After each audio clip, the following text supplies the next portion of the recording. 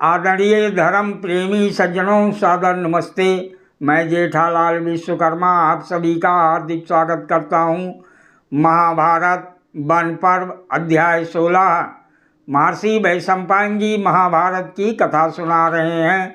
तब महाराज जन्मेजय जी ने उनसे पूछा, हे मुनि श्रेष्ठ, इस प्रकार वन में रहते हुए सर्दी, गर्मी, वायु और धूप का कष्ट सहने के कारण जिनके शरीर अत्यंत कृश हो गए थे, उन नरश्रेष्ठ पांडवों ने पुण्य द्वैत वन में पूर्वोक्त सरोवर के पास पहुंचकर फिर कौन सा उत्तम कार्य किया। महर्षि वैशंपायन जी कहते हैं, हे राजन जन्मेजय जी, उस रमणीक सरोवर पर पहुंचकर पांडवों ने वहां आए हुए जन समुदाय को विदा कर दिया और अपने रहने के लिए कुटी बनाकर वह आसपास के रमणीक वनों, पर्वतों तथा नदी के तट प्रदेशों में विचरने लगे। तदंतर किसी समय धर्मादि कथाएं कहने में कुशल एक ब्राह्मण उस वन भूमि में पांडवों के पास आया। उनसे मिलकर वो घूमता घामता अकस्मात राजा धृतराष्ट्र की राजसभा में जा पहुंचा। कुरुकुल के श्रेष्ठ एवं वयोवृद्ध राजा धृतराष्ट्र जी ने उसका बहुत आदर सत्कार किया। जब वो आसन पर बैठ गया तब महाराज जी के पूछने पर वो युधिष्ठिर, भीम, अर्जुन और नकुल सहदेव के समाचार सुनाने लगा। उसने बताया, इस समय पांडव शीत, उष्ण तथा वायु और धूप आदि का कष्ट सहने के कारण अत्यंत कृश अर्थात दुर्बल हो गए हैं। वह सब भयंकर दुखों के मुख में पड़ गए हैं। वीर पत्नी महारानी द्रौपदी भी अनाथ की भांति सब ओर से कलेश ही कलेश भोग रही हैं। ब्राह्मण की ये बातें सुनकर विचित्र वीर नंदन राजा धृतराष्ट्र करुणा से दर्वीभूत हो बहुत दुखी हो गए। उनका हृदय करुणा से भर आया और इस सब को अपनी ही कीर्ति का दुष्फल समझकर वह यूँ बोले, अहो, जो मेरे सभी पुत्रों में ज्येष्ठ, सत्यवादी, पवित्र तथा सदाचारी है, एवं जो पहले रंक मृग के रोहों से बने हुए नरम बिछौनों पर सोया करते थे, वह अजात शत्रु धर्मराज युधिष्ठिर आजकल भूमि पर कैसे शयन करते होंगे।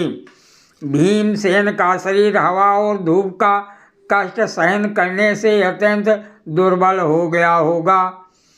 उनका अंग अंग क्रोध से कांपता और फड़कता होगा। वह द्रौपदी के सामने धरती पर कैसे सोते होंगे। उनका शरीर ऐसे कष्ट भोगने के लिए नहीं है। इसी प्रकार सुकोमल देह वाले मनुष्य भी अर्जुन, जो सदा धर्मराज युधिष्ठिर की आज्ञा में रहते हैं, के सारे अंगों में क्रोध के कारण संताप हो रहा होगा और निश्चय ही उन्हें अपनी कुटिया में अच्छी प्रकार नींद भी नहीं आती होगी। इसी प्रकार स्वर्ग के देवता अश्विनी कुमारों की भांति रूपवान सुख भोगने योग्य नकुल और सहदेव का भी सुख छिन गया है। वह भी निश्चय ही अशांत भाव से सारी रात जागते हुए भूमि पर सोते होंगे।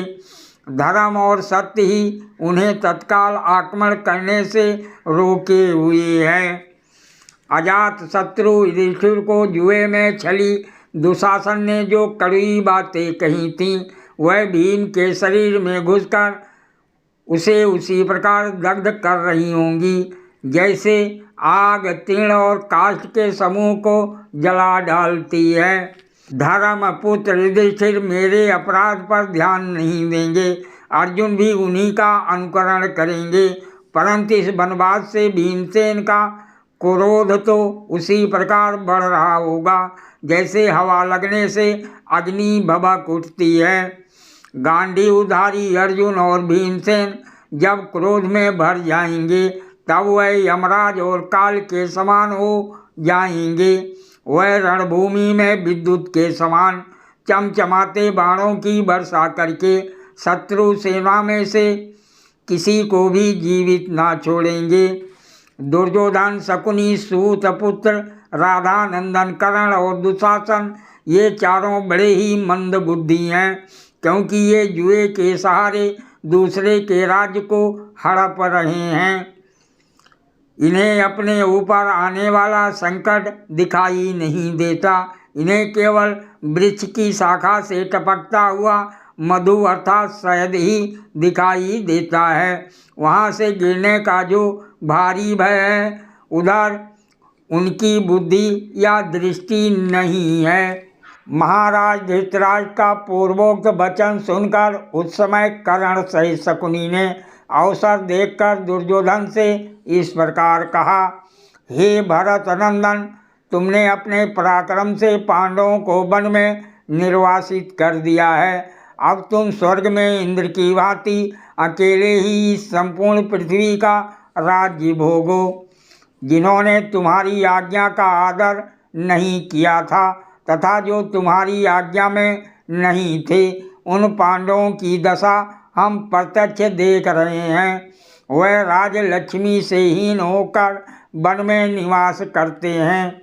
हे महाराज, सुनने में आया है कि पांडव लोग द्वैत वन में सरोवर के तट पर वनवासी ब्राह्मणों के साथ रहते हैं।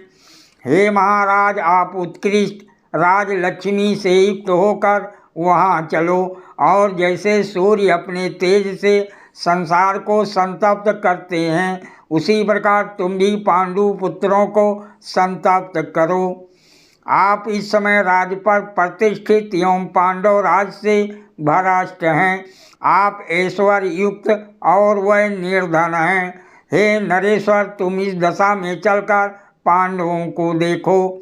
जैसे पर्वत की चोटी पर खड़ा हुआ कोई व्यक्ति पृथ्वी पर स्थित सभी वस्तुओं को नीची और छोटी देखता है, उसी प्रकार जो मनुष्य स्वयं सुख में रहकर शत्रुओं को संकट में पड़ा हुआ देखता है, उसके लिए इससे बढ़कर सुख की बात और क्या होगी। हे नरश्रेष्ठ, मनुष्यों को अपने शत्रुओं की दुर्दशा देखकर जो प्रसन्नता होती है, वो धन, पुत्र और राज्य मिलने से भी नहीं होती। आपकी रानियां सुंदर साड़ियां पहन कर चलें तथा वन में वत्कल और मृग चरम लपेटकर दुख में डूबी हुई द्रौपदी को देखें, वे भी इन्हें देखकर बार बार संताप करें। सादर प्रणाम। जय श्री कृष्ण।